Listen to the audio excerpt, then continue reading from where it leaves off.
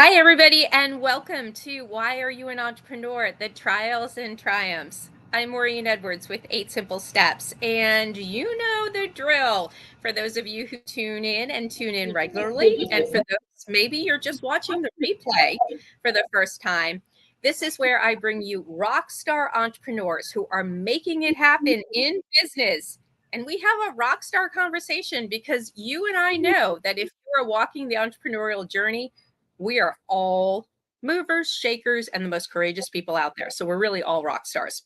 But tonight, Dave Finnigan, he is the founder and CEO of Green Actioneers, not auctioneers, Actioneers. And so he is my rock star guest tonight. And I want to welcome you, Dave. Well, thank you so much. It's nice to be called a rock star because I do a lot of rock and roll dancing. I'm a swing dancer, not by profession. That's my hobby. Oh, awesome. I love that.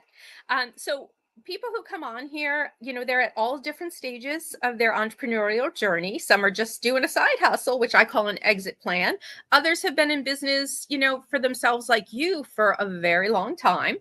And how many decades is it now? Well, I started in 1976. Actually, we have to go a decade before that. I started in 1966, working internationally. Wow. Okay. So, everybody out there, we've got multiple decades of experience here. And my first question is always, why are you an entrepreneur? It's probably the hardest thing anybody could ever do. And you've been doing it for decades. Why? Well, the last job I had was when I was a captain in the U.S. Army from 1963 to 66. Well, I was a lieutenant, then I was a captain. Uh, and uh, that was the only time I ever had to work for somebody else. And after I had done that, I had the opportunity to be an intern for 1 year with the family planning program in Korea, South Korea. And that really turned me on to the idea that I could stay there in South Korea and I could be an entrepreneur with them. And the way that I was an entrepreneur with them is they hired me to be their advisor. And so I was an advisor for 3 years in South Korea, 3 years in Taiwan, and 3 years in the Philippines on their family planning programs to get them started. Wow. Wow. So, what did you think of being in the military and having to transition into entrepreneurship? Because we do have a lot of military veterans out there who are thinking about this same thing. What was the greatest challenge for you? Well, it was easy for me because while I was in that last year in the military, I volunteered and was an intern with the Planned Parenthood Federation of Korea.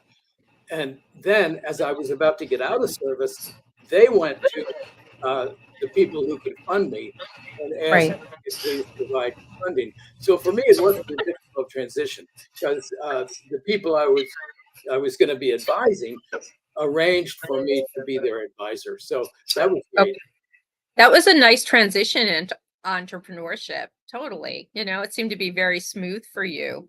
So, what have you found to be the most challenging part of entrepreneurship Well, for all these decades? yeah, the next thing I had to do, once I stopped doing that, I was in a doctoral program at the University of Washington, and I was walking across the campus, and I saw a guy juggling, and I didn't have the ability to go back to Asia and be a consultant again because I have a very disabled son. He's got cerebral palsy and lots of complications. So I wanted to stay in the US, but what could I do? I could have, because I had a master's in public health education, I could have run a family planning clinic for Planned Parenthood in the US.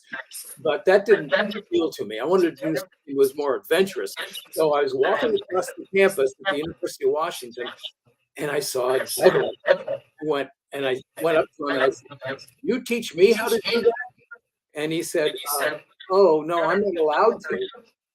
And I said, "What do you mean not allowed to?" He said, "Well, you see, uh, I was taught by a magician, and the magician told me I wasn't allowed to teach anybody how to do it." So big secret, I guess. I mean, like, so. state So since I secrets. was on the GI Bill, I was getting $222 a month. And I was able to focus instead of on my PhD, which I was doing. I was able to focus on writing a book. So I wrote a little book.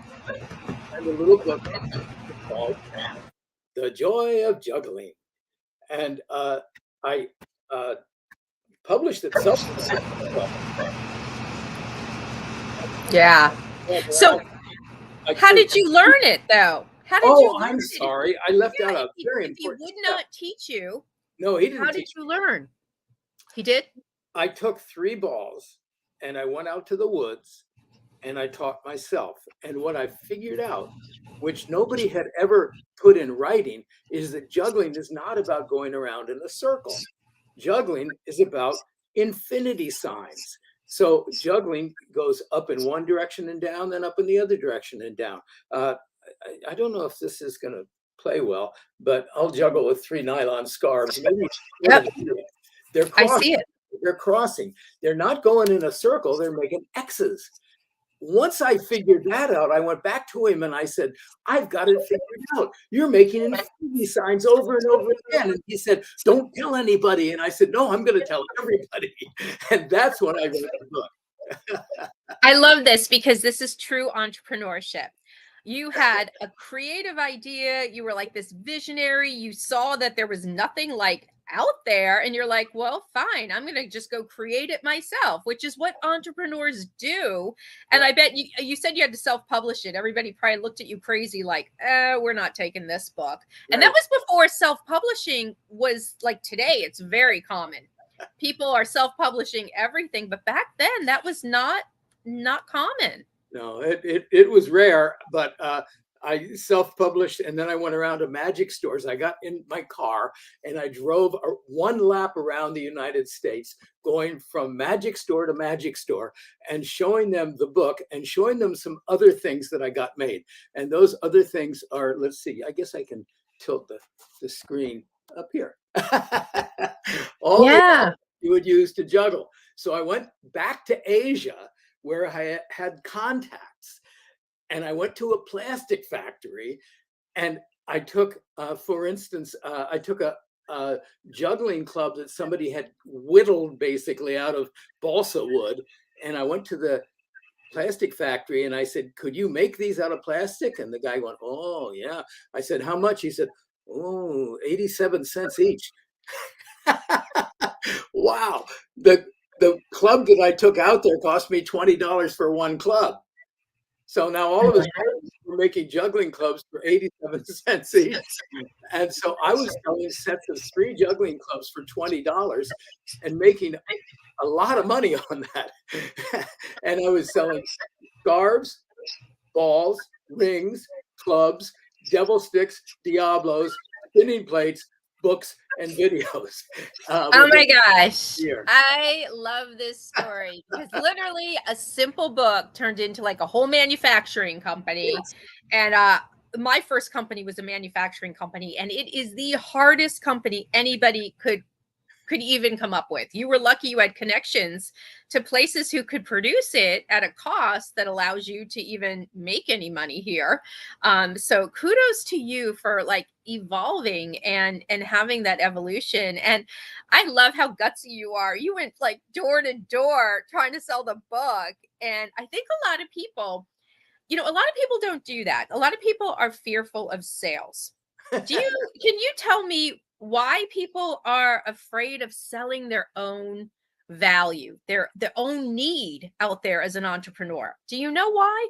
Well, what I know is that I'm not. And the reason I'm not is because when I walked into a store with juggling equipment, I was the only person in the store who could juggle. I felt so confident because, in fact, I called myself Professor Confidence. And Professor Confidence is this guy here. And I went around to the stores with my satchel full of the equipment that you see up here. And I would say to them, would you like to have some juggling equipment? I'd open up the suitcase. They go, where have you been? People have been coming in here for years asking for juggling equipment. We didn't know you existed. Well, Yep. nobody had yet created a line of juggling equipment. My upfront costs were $40,000. That's the money I had saved over the previous 3 years, not over the previous 9 years working in Asia in family planning. I'd saved $40,000. So I put that online to buy the molds and to begin to import the product and to get the product distributed. And I set up an office and I hired 2 people, and then it eventually ended up I had 10 people on payroll who were grossing $1 million a year on juggling equipment. This is like the American success story out there. But, you said something that's key, though. I asked you why a lot of people do not feel comfortable with sales. And you said you were called Mr. Confidence. Professor Confidence. It comes down to confidence. And confidence is also not only in yourself, but in your product. Right. You believed so much that there was a need for that. And they validated you. They're like, where have you been? It's the need behind the need. We've been waiting. And it's so funny because not everybody would take the risk. All those people had been waiting for the product. Why didn't they come up with it? They were in the industry, right? And they didn't take the risk. Yep. They didn't see the need. They didn't move forward, and you did. And so there are entrepreneurs and there are people who are waiting for entrepreneurs to get to them. Right? I went to the International Juggling Convention. There were 60 people gathered in a hotel in Delaware. And that was the International Juggling Convention. And I brought my suitcase full of juggling equipment and I showed it to them. And a guy came up to me and poked me in the chest. And he said, how dare you do this? We have our own organization. We make our own stuff. We make it by hand. And we want to keep this, closed. It's not open. We don't want everybody to join us. And I went, wow. What if they'd done that with tennis? What if they'd done that with golf? Yeah. If you want something to grow, you want to teach everybody how to do it. And his fear was that he wouldn't be good enough to still be at the top of the pyramid. That right. As time went by, young people would learn this skill and be much better than he was. And he wouldn't be a professional juggler anymore. And I realized that, but that's the way it is, when something new comes along, the young people pick it up and run with it. And they ran with it. I took this book to Frankfurt, to the Buchmesse, the book fair. Every October, there's a book fair in Frankfurt. I sold the rights in German, French, Italian, Dutch, Spanish, and Portuguese. And they're bootleg copies. They're bootleg copies in Chinese. Wow. So success when they sell your book in Chinese and don't give you any money for it. Oh, exactly. You won't get a dime, but that's okay. You made it big. You got it in China, right? Yep. And so what do you think has been the greatest challenge for you as an entrepreneur? Well, it's always cash flow. That's the way it is. At this stage in my own I'm concerned because I am going to have to go borrow money in order to get to the next step. What I did with the juggling was I used that $40,000 to buy molds and get the first shipment of product. And then I just had to get back in the car and drive around the country and go magic store to magic store. And every time I opened that suitcase, they went, we'll take it. We want it. And then I started making spin racks so that they could hang the juggling equipment on a rack. And once we had the spin racks and I was in 320 magic stores around the country, then we were a business. We were a solid business. And after 18 years, I sold the business to a company called Sportime that manufactured sporting goods, because I went to the physical education conventions and taught all the PE teachers how to teach juggling. And then there was a demand created by the fact that I had gone out and taught them how to teach it. Right. So creating the demand is really key. And that's not sales, that's education. Absolutely. It's brand awareness. And I call that the need behind the need nobody knows they need until somebody like Dave shows up at the door and creates the demand. That's exactly what We do. So cash flow is always an issue. How would you advise an entrepreneur out there to be able to make sure they don't run into the situation of always, having to raid a bank account or take out a loan, or what type of advice would you give them? Well, raid a bank account and take out a loan. That's my advice. Because you have faith in yourself and your product, and in what consumers are going to demand. Nobody else has that faith. You can't get other people to ride on your magic carpet.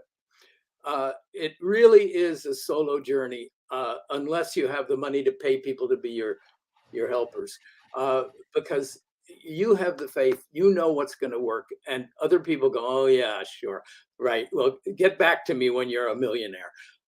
And it really is difficult to get other people to come along.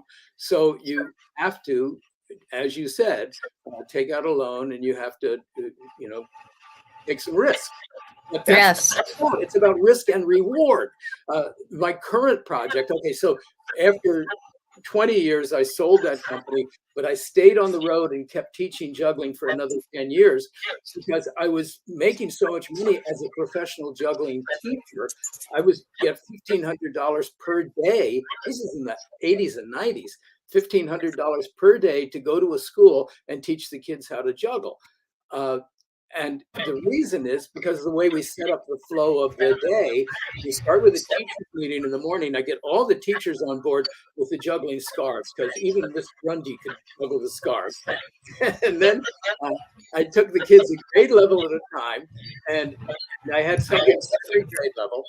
And then we had an assembly at the end of the day, and the kids all got to get up on stage a grade level at a time. The teachers closed the show, and that was thunderous applause because they were just so great. And then that evening, the parents came in, the kids taught the parents how to juggle, and that's when everybody went home with that stuff. That's a great way to sell the stuff on the side, by entertaining them and, getting them to experience it firsthand. And I think that's really important. If entrepreneurs, you're out there right now, it's not only like getting the demand going, but it's also the experience that gets the demand. You got them immersed in it, you got them involved in it, you got them to care about it, and then go, you know what, I want that. I want that too. And I think that comes back though.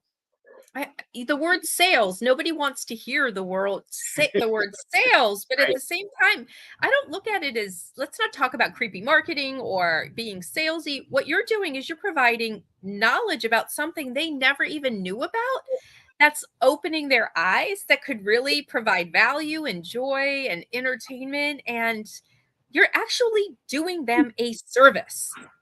Here's what I would do. I would put two hats up on the front of the stage, and I would say, okay, I hope everybody had a great time tonight at family night. Then I would recite a poem, and then I'd say, all the juggling equipment is up on the front of the stage, and there are two hats up there. Just take what you need, here are the prices, and put your money in the hat, make your own change. It was marvelous.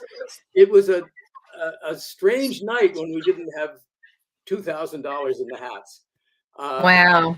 Because people just wanted that stuff because they just had their hands on it. They didn't want anybody to take it away from them. And so I trained 50 people around the world to deliver this program. And they were part of something called the Juggling Institute. And they went replicated what I did as well as they could in schools around this country and in Europe and in a couple of countries in Asia. And so that was really a lot of what fueled the growth of the company. Our company was called Jugglebug, and Jugglebug was the equipment company, and the Juggling Institute was a teaching arm, and Juggling for Success was my program. So again, this is important. You started with a book, right. Then you got products, right. Then it evolved into teaching. This is the scaling example that people should not just sit and go, all right, I'm going to sell book on Amazon. No, you should be thinking about the next thing. Not even the next book.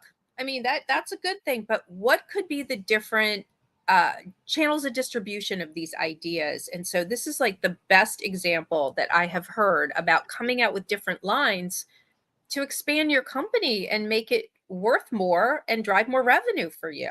Well, one of the things that happened was the jugglers came up to me and poked me in the chest and said, "You didn't include everything." So by the time I was at the third or fourth juggling convention, they said, "You've got to come up with a better book." And I went, "Oh, okay."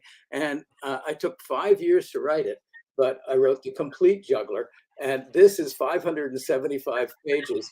And I took it back over there to the European trade fair, and I sold the rights again in many languages.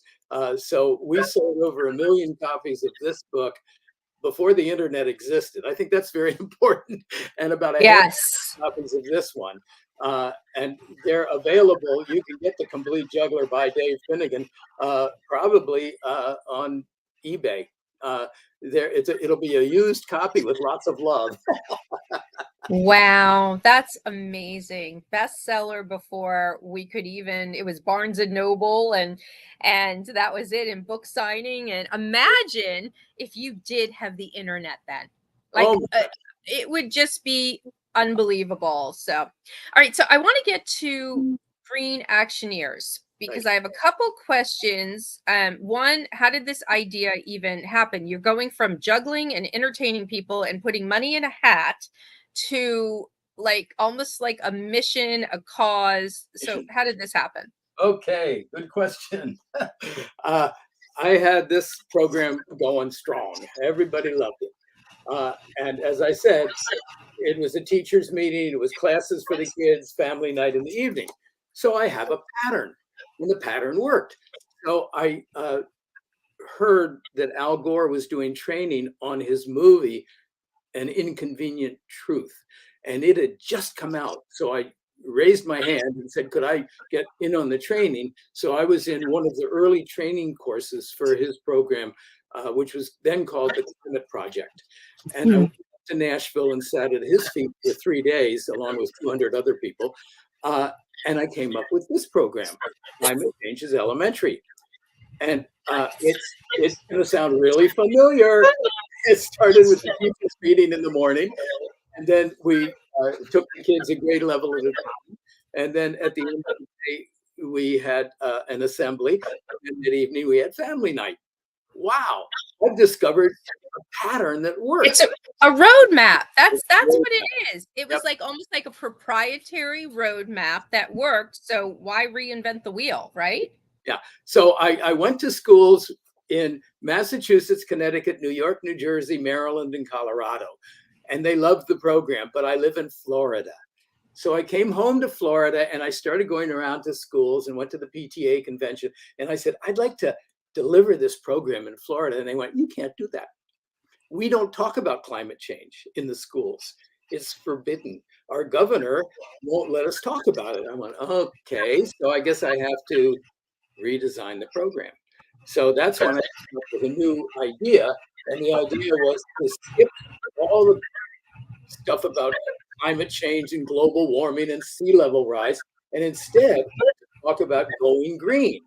So that's when we came up with the Green Actioneers Family Action Guide.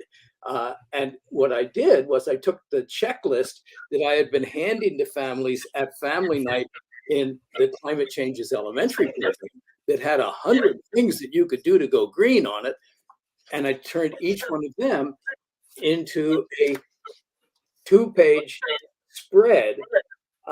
And I used the same device that I used before. I went and got myself a great artist. And the artist then drew a picture for every page. I put a quote in from somebody famous on every page. I got it translated into Spanish, so it's in English and Spanish. And then at the bottom of the page, I have a game or a puzzle that's built to help understand the stuff above. And so there's 100 of those in here. And there are all sorts of things that people need to do in order to go green, to save energy, save water, save money, and have a clean green future. It doesn't mention climate change or global warming or sea level rise. And the reason is because we don't need to, because it's really not about those things. It's about going green. It's not about here's how bad it's going to be when we do everything wrong. It's about here's how great it's going to be when we do everything right. So that's the core of this book, is that it's all about positivity and how we can all save energy, save water, save money, and have a clean green future.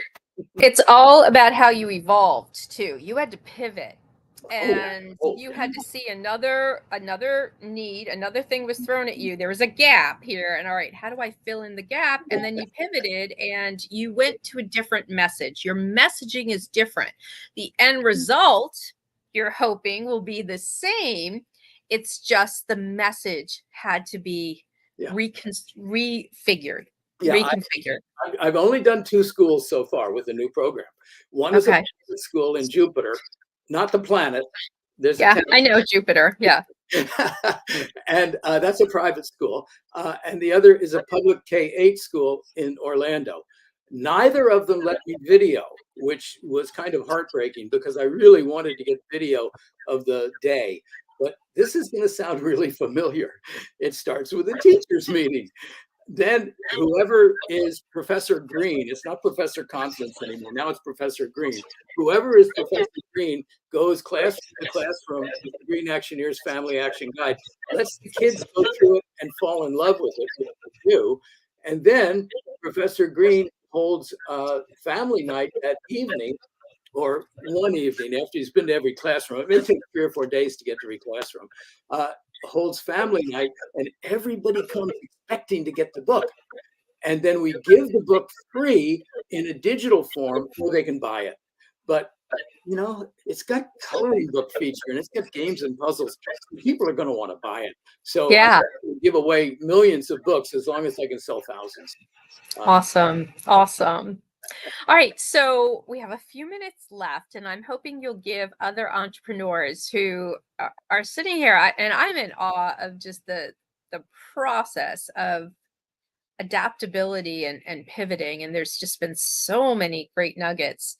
What is just like one word or one sentence or one quote of inspiration you would like to give to those out there? Persistence. That's it. You know, you get your dream, you figure it out, and then you persist. I still have so many things I need to do with this new project. I've got to find funding, I've got to find people, and I've got to create methods for getting the product into people's hands. I may or may not use traditional methods, like I may or may not use Amazon, because what I really want to do is get quantities of books out there. I think schools should order a book for every family. And I want to come up with new ways for families to put the money aside. Here's my new idea, latest idea. Every family at the beginning of the school year gets an envelope, and on the outside of the envelope it says, "Dear parent or guardian, every time your child does something good for the environment, put a little green in this envelope, and then when we have Green Actioneers Family Night, send your child to school with this envelope and you come along with them." They'll put the envelope in the hat and they get to keep the Green Actioneers Family Action Guide, no matter how much is in the envelope. Awesome. Great incentives. Yeah. And then out in the hallway in the school, we put up a chart on the wall and it says, "Our green actions" across the top. And anytime a child does any green action, they get to go get a Post-it note that's the right color for their classroom and put it up on the chart with the thing that they've done written on it. Well, Mrs. Jones's kids have put up 325 and Mrs. Smith's have only put up 319. They're going to be in competition, and Bob and Sally are going to be in competition with each other too. It's like the Boy Scouts merit badges, but it's visible out in the school. And when the kids come in the evening with their parents to any event, the first thing they're going to do is rush up to that chart and go, look, Mom, look, we're up there. Look where we are. We're here, we're here, we're here, we're here. So that's the goal, is to get that started. I haven't started that yet, but I know it's going to work. So Dave, can you give everybody how they should be able to either purchase the book or get a hold of you? Sure. Greenactioneers.com. And that's my sole website now. There will soon be a greenactioneers.org, because we're also having a nonprofit branch so that we can raise extra money to buy more books for more kids, for the families that can't stretch to $20 per book. Okay. So, it's greenactioneers.com, greenactioneers. Awesome. We'll get you everything you need. Awesome. Well, I truly think you're amazing, and you have given people incredible information. And I think this mission that you're on is incredibly admirable. So I hope you'll come back in the future and let us know how that funding's been coming along. If you are getting these, new avenues out there, I would love to have you back. Okay, well, and the other thing that I want to always emphasize is you're never too old for this, because I'm 81 years old and I'm just started on this thing. So please, everybody, don't use age as an excuse. Awesome final words. Great. All right, everybody. We are finished. I mean, we have to say thank you to Dave, because the amount of information that has come out of here tonight, truly a rock star conversation.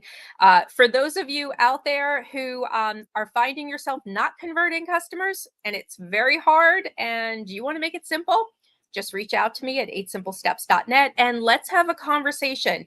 Because I always say, if your online presence is strong, you are marketing and you're not converting, it's not your marketing, it's your messaging.